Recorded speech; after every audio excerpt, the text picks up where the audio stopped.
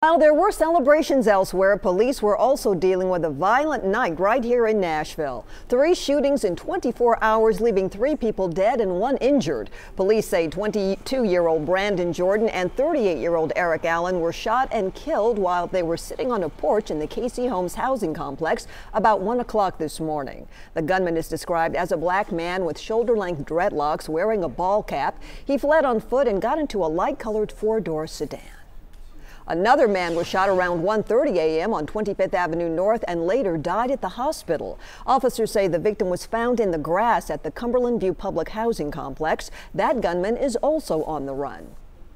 Then on Beasley Street, a man was shot twice in his car at random. Police say the man was sitting in his car when the suspect approached him and started firing shots before running away. That victim is expected to be okay.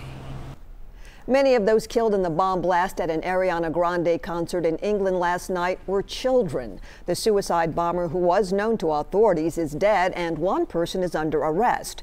ISIS is claiming responsibility for the attack, but U.S. officials say it's too early to confirm that. Terry Okita is there with more.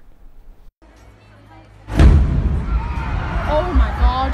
The concert was just ending and Ariana Grande fans were starting to leave when the bomb went off. The mostly young crowd began to panic and started running from Manchester Arena. As soon as I heard the, bang, I just decided to run. I just didn't know what to do. All of a sudden, you heard a massive bang from the corner of the arena and loads of people just running in different directions.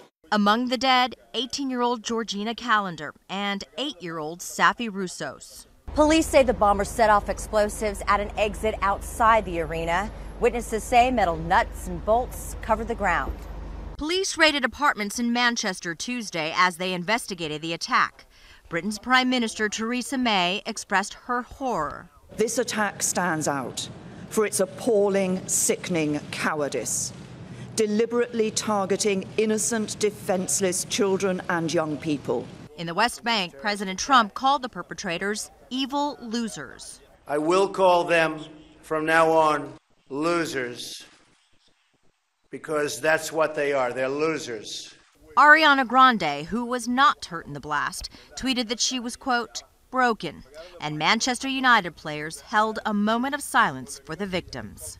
Terry Okita, CBS News, Manchester, England. Such a tragedy. And for a lot of movie fans, he was the very best 007. Actor Roger Moore, known for playing James Bond in 7 movies, has died. The longest-serving star to play the iconic British spy passed away after a short battle with cancer. Roger Moore was 89 years old.